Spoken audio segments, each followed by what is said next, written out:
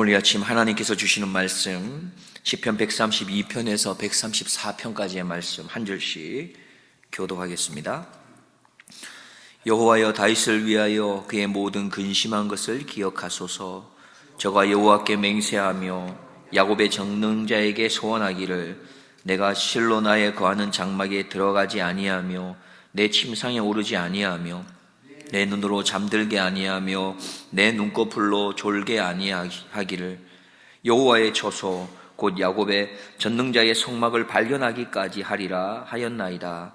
우리가 그것이 에브라다에 있다함을 들었더니 나무밭에서 찾았도다. 우리가 그의 성막에 들어가서 그 발등상 앞에서 경배하리로다. 여호와여, 일어나사 주의 권능의 궤와 함께 평안한 곳으로 들어가소서.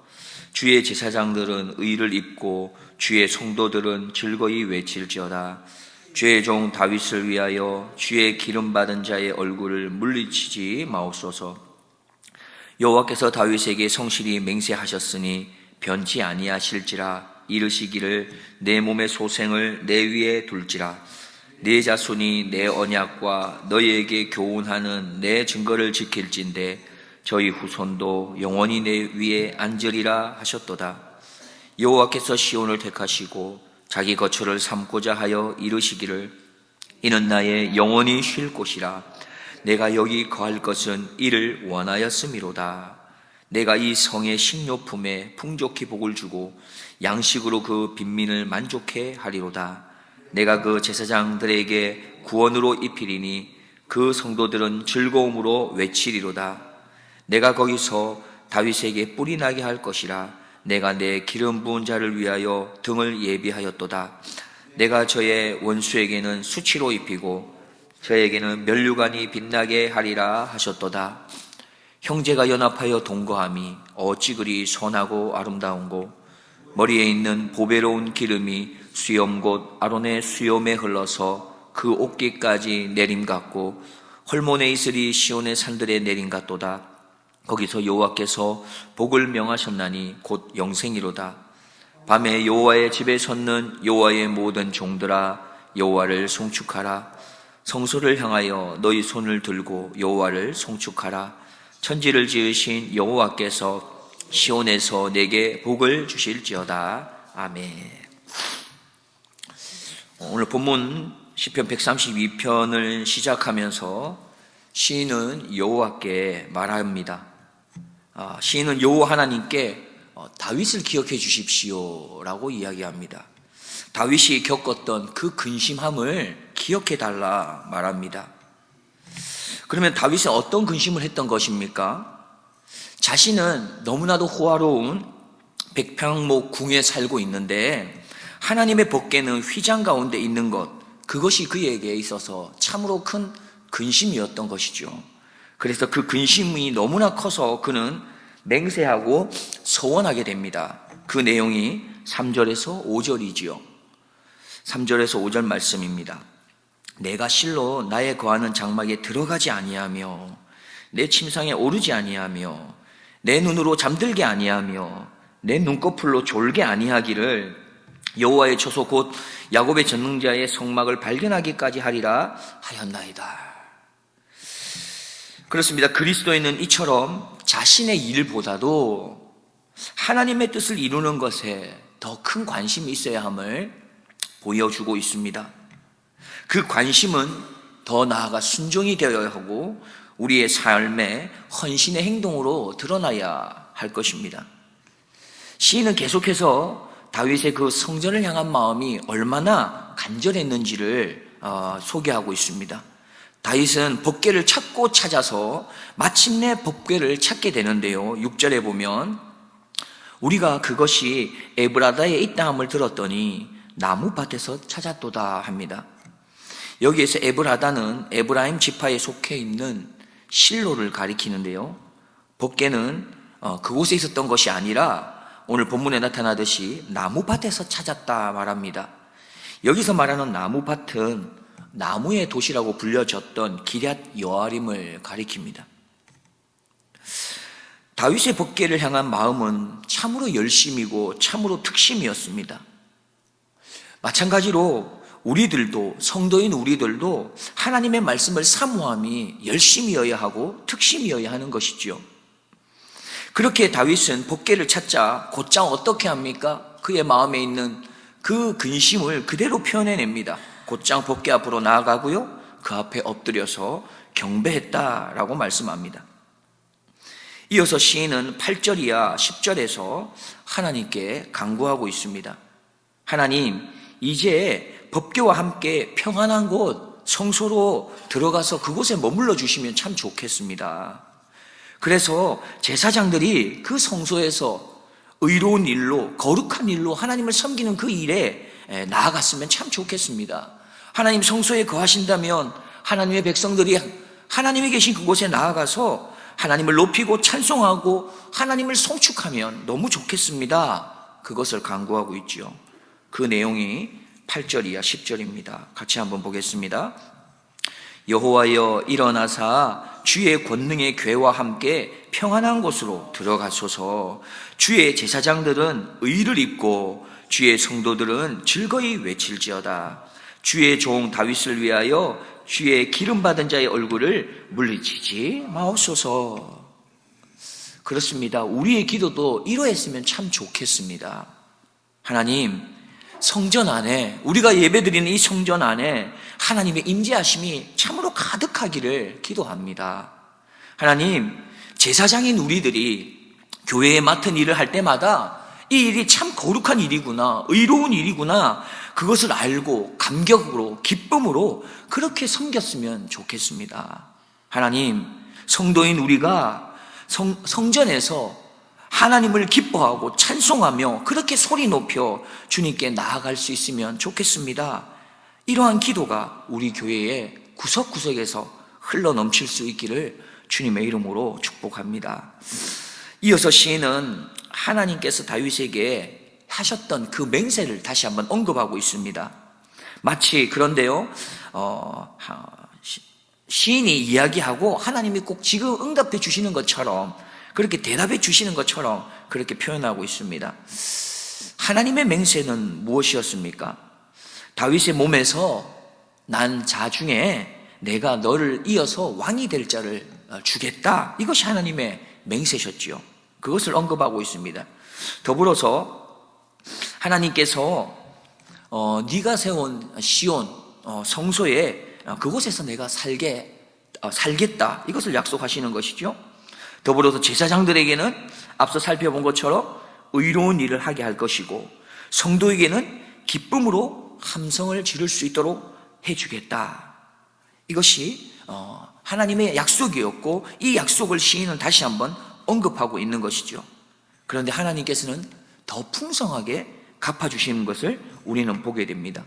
더 나아가 성도들이 성읍에서 넉넉하게 먹을 수 있는 것까지 하나님께서 채워주신다라고 하나님께서 13절 이하에 그렇게 계속해서 말씀하고 계십니다.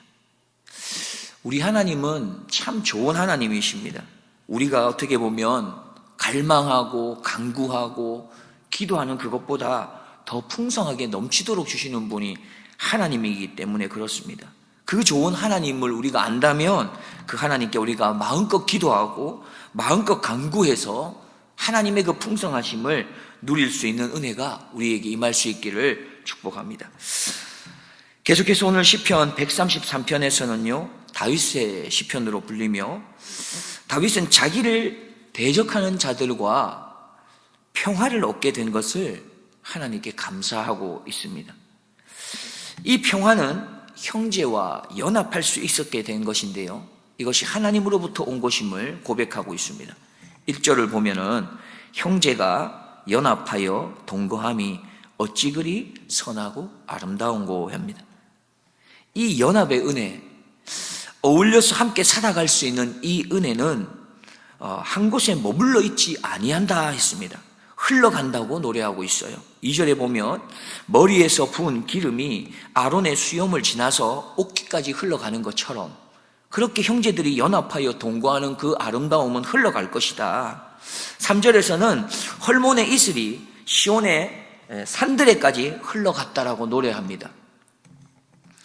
헐몬의 산은 이스라엘 북쪽에 있는 아주 높은 산인데 그곳에서 내리게 되는 이슬이 낮은 시온산까지 내려오는데요, 바로 이것을 비유로 말하고 있는 것이죠. 이와 같이 형제와 연합하는 것, 이 은혜가 그렇게 흘러서 복이 된다 노래하고 있습니다. 모든 하나님의 자녀들은 서로 화목을 유지하며 연합하는 것이 참으로 아름다운 것이지요. 그런데 때로 우리가 증오심이 일어나기도 하고 또한 질투심이 남아있기도 합니다. 그것을 우리가 온전히 다 피해가지는 못하는 것이지요. 그러나 우리가 그때마다 기억해야 할 것이 있다면 우리가 서로 하나님 안에서 형제이구나, 그것을 우리가 잊지 말아야 하는 것입니다. 그래서 피차간에 화목하며 사랑으로 하나 되는 일에 힘쓰는 것이 마땅한 것이죠. 마지막으로 시편 133편에서는 이렇게 말합니다. 이 134편은 120편부터 시작되어 있는 성전으로 올라가는 노래의 마지막 노래가 되는데요, 시인은 여호와의 집에 서 있는 종들에게 말하고 있습니다. 뭐라고 이야기하냐면 여호와를 송축하라 이야기합니다. 한 걸음 더 나아가 손을 들고 여호와를 송축하라 말하고 있습니다. 일반적으로 여호와의 집에 서 있는 자들은 누구를 가리킬까요? 바로 레위인을 말할 것입니다. 그들은 성소에서 수고하고 하나님의 집에 그 성전에 책임을 다했을 것입니다. 그들은 제단과 등불이 꺼지지 않도록 하는 일에 주의를 살피며 열심을 내는 자들이죠. 그러나 오늘날은 어떠합니까? 레위인만이 여호와의 집을 섬기는 것이 아닙니다. 모든 성도들이 함께 여호와의 집을 섬깁니다. 성도들이 성전에서 해야 할 일이 있다면 무엇일까요? 성도들이 하나님의 교회에서 해야 할 일이 있다면 무엇이겠습니까? 오늘 본문을 근거로 한다면 여호와를 송축하는 것일 겁니다. 손을 들고 여호와를 송축하는 것이 성도들이 마땅히 해야 할 것이지요. 성전에서는 하나님을 높이고 송축하는 소리로 가득해야 하는 것입니다. 다른 소리가 있어야 되는 것이 아닙니다. 여호와를 찬양하고 송축하고 높이며 경배하는 소리로 가득한 곳이 바로 성전입니다. 지금 우리가 예배하는 성전에서 들려지고 있는 소리는 어떤 소리입니까? 여호와의 이름을 송축하며 또한 찬양하고 높이는 그런 경배의 소리가 울려 퍼지고 있습니까? 아니면 다른 소리들로 혹시 가득하지는 않습니까? 나는 하나님의 성전에서 어떤 소리를 내고 있습니까? 하나님의 이름을 높이고 찬양하는 소리를 냅니까? 아니면 하나님을 송축하는 소리와 상관없는 소리로 가득하지는 않습니까? 우리는 기억해야겠습니다. 여호와를 송축하는 소리로 가득한 교회에서, 그 성전에서부터 복이 흘러나와 성도에게 흘러간다는 것입니다. 여호와를 송축하는 소리가 가득한 곳, 바로 그곳에서 복이 시작해서 주변으로 흘러간다고 말씀합니다. 말씀을 정리합니다. 성도는 간절함으로 하나님을 사모하고 간절한 마음으로 하나님의 말씀을 사모하는 것이죠. 하나님의 성전을 사모하고 하나님의 임재를 사모하는 자들이 그리스도인 성도인 것입니다. 하나님의 집에 거하는 자들은 서로가 마음을 하나 되는 일에 힘쓰는 자들이며, 그렇게 그것을 가지고, 그 선함을 가지고, 그 아름다움을 가지고 세상을 향하여 영향력을 나타낼 줄 아는 사람들이 하나님의 집에 거하는 자들입니다. 하나님의 집에서 들려야 할 소리는 무엇입니까? 하나님의 말씀이며 기도 소리이며 여호와를 찬양하고 여호와의 이름을 송축하는 소리일 것입니다. 이러한 은혜가 우리의 교회 가운데, 우리의 가정 가운데, 우리의 모임 가운데 흘러날 수 있기를 주님의 이름으로 축복드립니다. 함께 기도하겠습니다.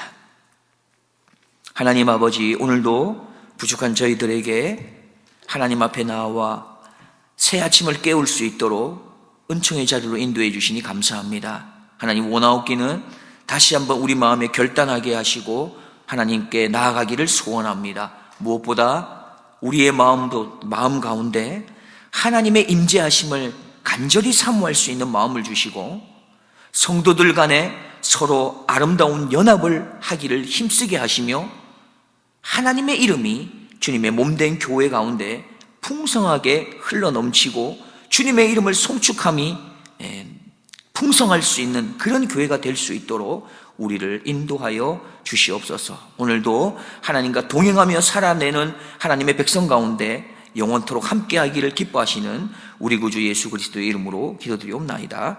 아멘.